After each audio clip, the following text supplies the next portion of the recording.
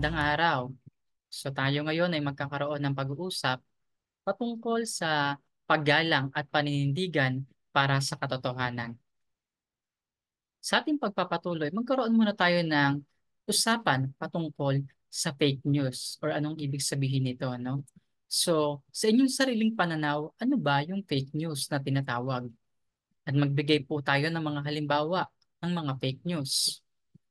At sino sa inyo ang nakaranas na maging biktima ng fake news? Maaring ito ibahagi or ibahagi ninyo sa inyong klase patungkol sa inyong karanasan. Magkaroon tayo ng mga ilang gawain patungkol sa ating mga talakayan. So magkaroon tayo ng panuto which is hulaan natin yung mga nakatagong letra sa pamamagitan ng mga palatandaang tanong.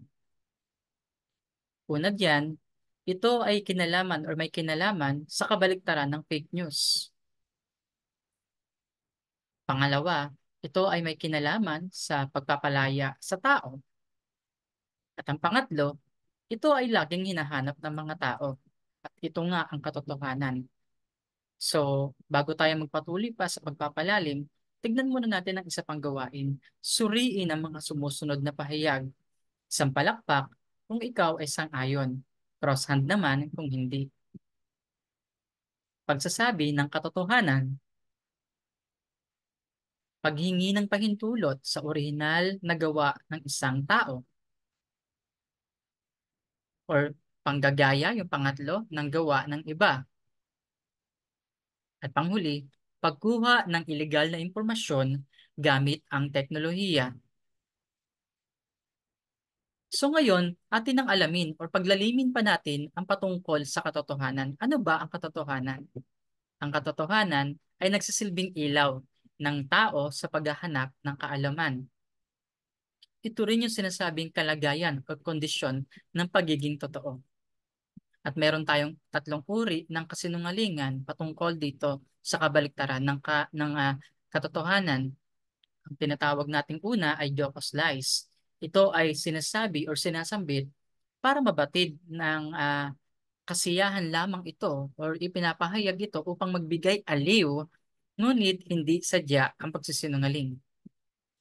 Isang halimbawa nito ang pagsasabi ng magulang sa mga bata na matulog ka muna, mamaya ay pagising mo, pupunta tayo sa fast food na paborito mo. So, alam kong alam ninyo yung gusto kong sabihin dito. Ano ba yung mga halimbawa nito para sa inyo pa? So, sa pagpapatuloy natin, yung pangalawa naman ay sinasabing officious lie o yung tawag sa isang nagpapahayag upang maipagtanggol ang kanyang sarili. Kaya naman lumilikha siya ng isang usaping kahiya-hiya upang dito maibaling ang usapin. Halimbawa lamang yung pagtanggi niya sa pagkain ng hita ng pritong manok na nasa malaking pinggan. Ng katotohanan, siya naman talaga ang kumain niyan. So alam ko marami pa kayong halimbawa dyan, magbigay na lamang kayo sa inyong mga klase.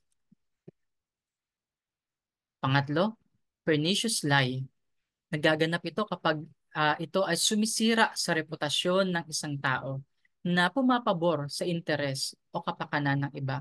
Take note dito, sumisira sa reputasyon ng isang tao. Halimbawa, pagkakalat ng maling pagbibintang kay Pedro tungkol sa nawawalang wallet ng kanyang kaklase na hindi naman talaga siya yung kumuha nito. Na ang katotohanan, siya pa nga isa ring biktima sa pagnanakaw na ito. So, hindi dapat natin ginagawa ito no, nang walang sapat na ebidensya. Kasi baka bumalik sa atin ang sisi. So, magkaroon naman tayo ng integrasyon sa topic na ito patungkol sa aralin or asignaturang araling panlipunan. So, isang gawain lamang dito, no? Fact or bluff. Mag-thumbs up kung ito ay sumusunod na totoo or ang mga sumusunod na salita ay totoo at thumbs down naman kung hindi, kung ito ay bluff, no? So, mapapansin natin mamaya dito na ang mga litrato or larawan or yung mga materials na gagamitin namin or gagamitin ko dito ay mga galing sa aming paaralan. So, pwede rin kayong magbigay ng inyong mga ibang mga larawan patungkol naman sa inyong paaralan. So, sige, simula na tayo. Ang Tansa National Trade School ay naitatag sa taong 1973. Fact or bluff? So ito po ay fact. Totoo po yun, no? Pangalawa, ang kantin ng Tansa National Trade School na ito po ang kantin na tinaguraang MOA, part-time block ba siya? Yes, MOA po ang tawag sa kantin na yan. Pag kayo pumunta sa amin, pag sinabi niyo, saan ba yung MOA dito na kantin? Iyan po ang tuturo. Pangatlo, isa lamang ang sikat na kantin ng Tansa National Trade School. Part or block. Block. Kasi meron din kaming tinatawag, kung may MOA, meron din naman kaming pure gold. Okay? So kung kanina araling panlipunan, ngayon naman tignan natin sa Ingles. So mag-thumbs up ulit kung fact ang sumusunod. Thumbs down naman kung false information. At itaas lang ang kamay kung ito ay opinion. Okay po? So tignan natin ito. These are mangoes and orange. Fact, black, or opinion. Tignan natin. Okay. Thumbs up. Ano naman to? This is an apple. Siyempre, bluff siya kasi buko yan eh. No? So, pangatlo, eto. Mangoes taste better than orange. Anong sagot nyo dyan? Siyempre, opinion yan, no? Kasi nga, may nasasarapan sa mango, may nasasarapan din naman sa orange. Hindi natin pwedeng sabihin na mas masarap ang mango sa orange kasi marami rin namang nasasarapan sa apple or sa orange, pwede rin sa apple or depende sa taste natin. So, ang tanong dito, patungkol saan ang nilalaman ng larawang iyon?